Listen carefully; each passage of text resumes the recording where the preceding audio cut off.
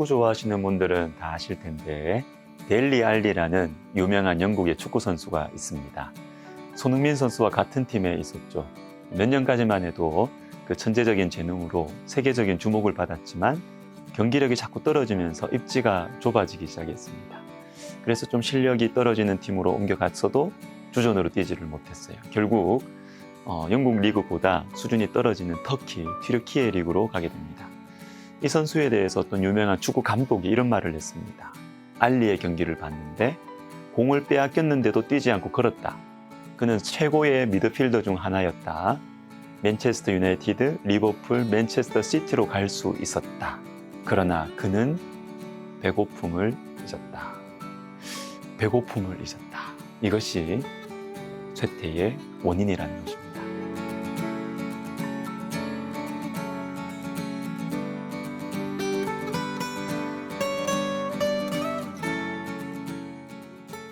모두가 배부름을 원하지만 여러분, 배부름은 위험합니다. 오늘 본문 7절을 보십시오. 배 부른 자는 꿀이라도 싫어하고 줄인 자에게는 쓴 것이라도 다니라. 배가 부르면 아무리 맛있는 꿀이라 해도 싫어지고, 그러나 배가 고프면 아무리 써도 달게 먹는다는 것입니다. 특히 말씀의 흐름상 여기에 나오는 꿀과 쓴 것은 친구의 아픈 책망으로 볼 수 있습니다. 바로 앞에 6절, 친구의 아픈 책망은 충직으로 말미암는 것이나 원수의 잦은 입맞춤은 거짓에서 난 것이니라. 친구가 충직한 마음으로, 사랑하는 마음으로 해주는 책망은 몸에 좋은 꿀과 같다. 그러나 배가 부르면 이 책망이 싫다는 것이죠. 또한 친구의 아픈 책망을 쓴 것으로 볼 수도 있어요. 당장은 쓰고 아파요. 듣기 싫습니다. 그러나 나를 생각해서 하는 책망은 입에는 쓰지만 건강에는 좋은 쓴 약과 같습니다. 그런데 배가 부르면, 부족한 것이 없고 아쉬운 것이 없으면 책망을 받아들이지 못하는 것입니다. 역대하 11장과 12장을 보겠습니다. 역대하 11장에서는 르호보암이 왕이 금방된 어려운 상황인데도 하나님의 말씀에 순종하여 하나님의 축복을 받습니다. 17절, 그러므로 3년 동안 유다 나라를 도와 솔로몬의 아들 르호보암을 강성하게 하였으니 이는 무리가 3년 동안을 다윗과 솔로몬의 길로 행하였음이더라. 자, 르호보암이 3년 동안 하나님의 말씀을 순종했습니다. 그런데 변질됩니다. 12장 2절에 그들이 여호와께 범죄하였으므로 르호보암 왕 제 5년에 애굽 왕 시삭이 예루살렘을 치러 올라오니. 자, 왜 이렇게 되었을까요? 1절입니다. 1절. 르호보암의 나라가 견고하고 세력이 강해지매 그가 여호와의 율법을 버리니. 자, 형편이 힘들었을 때 르호보암 왕은 하나님 말씀 버리지 않았습니다. 그러나 나라가 견고해지고 자기 세력이 강해졌을 때 하나님 말씀 버렸어요. 여러분, 배고픔을 잊어버릴 때, 배가 불렀을 때 하나님 멀리합니다. 자, 그런데 조금 더 생각해 봅시다. 왜 배가 부르면 하나님 말씀을 버릴까요? 신명기 8장 12절부터 14절을 보십시오. 내가 먹어서 배부르고 아름다운 집을 짓고 거주하게 되며 또 내 소와 양이 번성하며 내 은금이 증식되며 내 소유가 다 풍부하게 될 때에 내 마음이 교만하여 내 하나님 여호와를 잊어버릴까 염려하노라.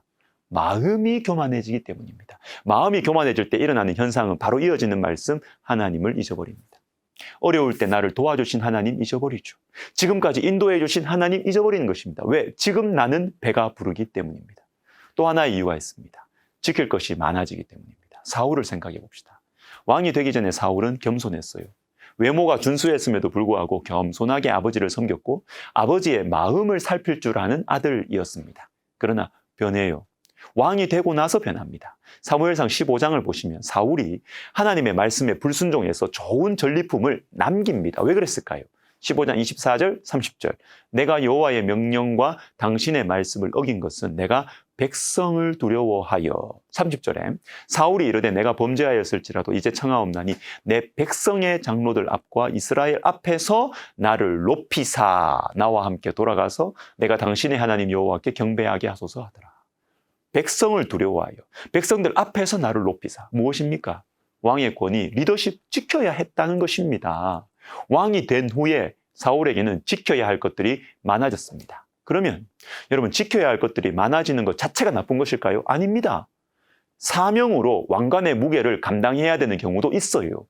하나님의 축복과 사명으로 그것들을 받을 수 있습니다. 그런데 이때 두 가지 반응이 가능해요. 하나, 하나님 앞에 엎드리는 것입니다. 내 힘으로 이 엄청난 것을 지킬 수가 없어요. 그래서 하나님 앞에 엎드리는 것입니다. 그러나 반대로 갈 수도 있어요. 부유해지니까 이게 너무 좋아요. 이게 또 내 것이라는 생각이 들어서 내 힘으로 지키려고 하는 것입니다. 이렇게 할 때 하나님과 멀어지게 되는 것입니다. 배가 부르면 여러분 위험해요. 그러나 반대로 이 땅의 불편함, 이 땅에 살아가면서 부족함을 느끼고 가난함을 느끼는 것은 천국을 그리워하게 만들어줘요. 저는 마태복음 5장 3절이 참 좋습니다. 심령이 가난한 자는 복이 있나니 천국이 그들의 것이며. 자, 이 말씀이 하나님 백성들에게 주시는 팔복의 첫 번째라는 사실이 감사합니다. 그리고 이것은 기독교 신앙의 핵심 원리입니다. 천국이 누구 것이냐 하면 심령이 가난한 자들의 것이다. 심령이 가난한 자, 쉽게 말하면 이 땅의 것들로는 만족하지 않는 사람들, 하나님께 속한 것들을 사모하는 사람들, 천국을 그리워하는 사람들. 하나님께서는 원하는 자에게 천국을 주십니다. 이 땅에서 사는 것이 별로 힘들지 않고 불편하지 않기 때문에 천국 없어도 되는 사람들에게는 천국을 안 주세요. 심령이 가난한 사람, 천국이 정말로 필요한 사람에게 천국을 주십니다. 켄 가이어라는 분이 쓰신 하나님의 침묵, 이 책에 이런 문장이 나옵니다. 모든 슬픔과 모든 눈물과 모든 이별과 모든 죽음은 이곳이 우리의 본향이 아님을 우리에게 상기시켜준다. 고난과 침묵이 없다면 우리는 거쳐 지나가야 할 숙소를 고향으로 착각하게 될지도 모른다. 그리고 이 땅에서 우리의 안정과 행복을 찾게 된다면 아마도 다른 곳에서는 그런 것들을 결코 찾지 못하게 될 것이다. 사랑하는 시청자 여러분, 배가 부를 때 조심합시다. 하나님 멀리하지 않도록, 그리고 하나님을 더 의지하도록 몸부림칩시다. 그리고 배가 고플 때 힘들지만 감사합시다. 천국이 더 그리워지니까 말입니다. 기도하겠습니다.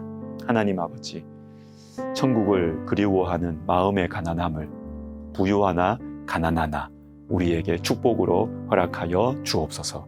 예수님의 이름으로 기도하옵나이다. 아멘.